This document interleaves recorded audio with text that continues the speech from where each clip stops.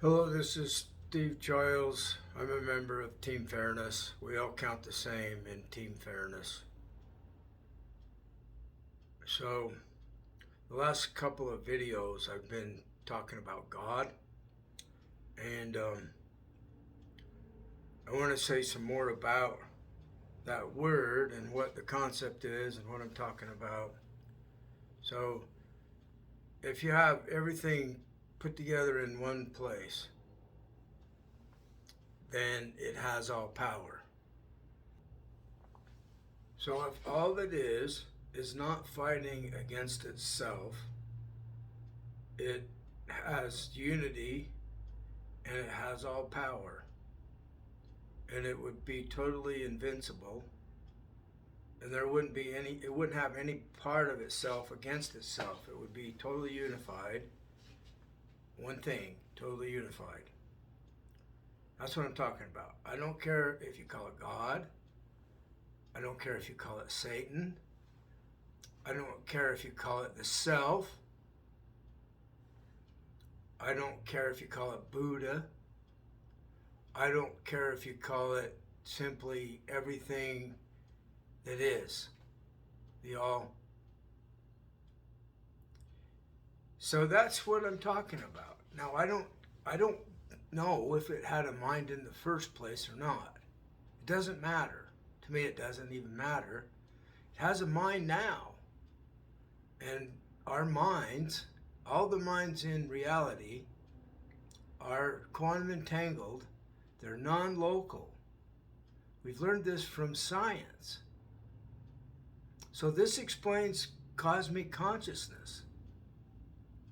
So people have an ability through devotion, through wanting to know, through wanting to receive help from reality and to understand reality.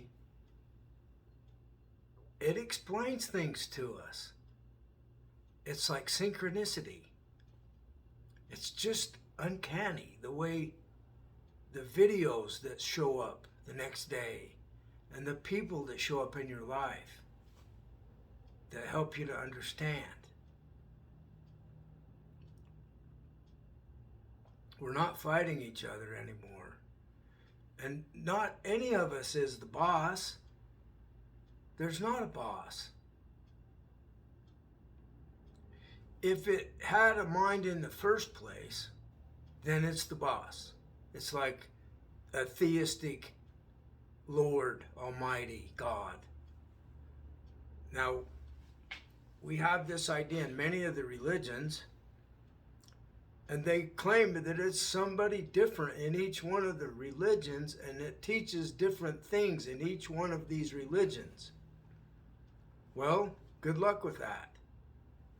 But if you want to, for a minute, imagine that it didn't have a mind in the first place, but it was all powerful, but there were no conscious entities, no conscious beings anywhere.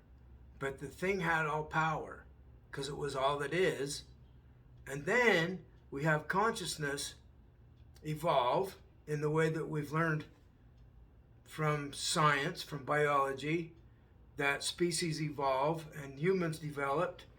We developed into our modern species like 40,000 years ago. It's not been that long ago, where maybe 100,000. So it hasn't been too long ago that the modern human developed from an older type of human. So, imagine where we end up in a million years if we don't kill ourselves off. We have AI now. Imagine where we'll be in a million years.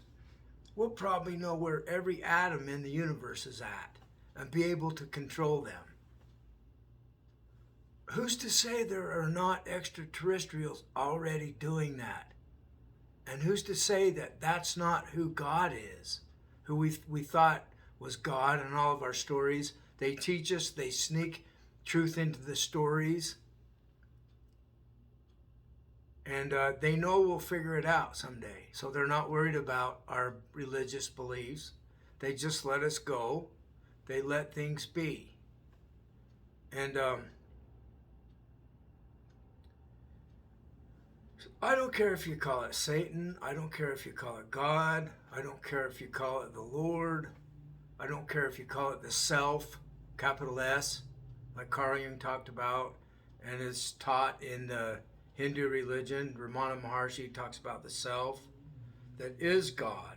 So there's a teacher at I think he's Hindu. He might be Tibetan Buddhist. Doesn't matter. We can look it up from the quote, who it was. People say that we're a drop of water in the ocean. And he said, no, the ocean is in the drop of water. So this is like a hologram. So people have said the universe is a hologram. No, it's a metaphor. It's like a hologram in that all the outside is within every particle.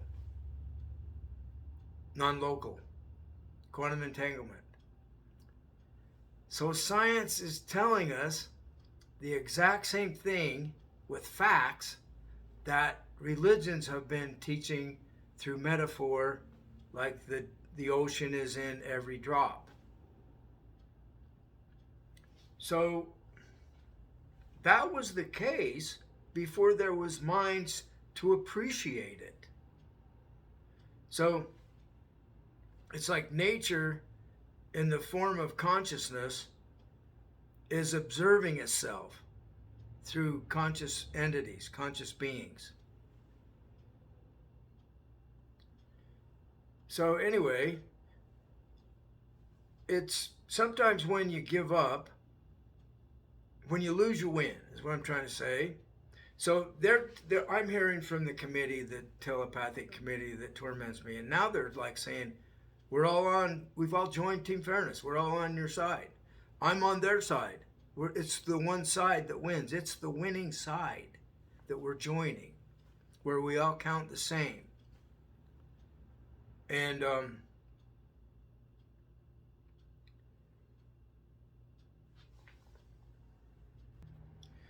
what I'm hearing is that there's not opposition, that the people that were against me are not against me right now in this moment.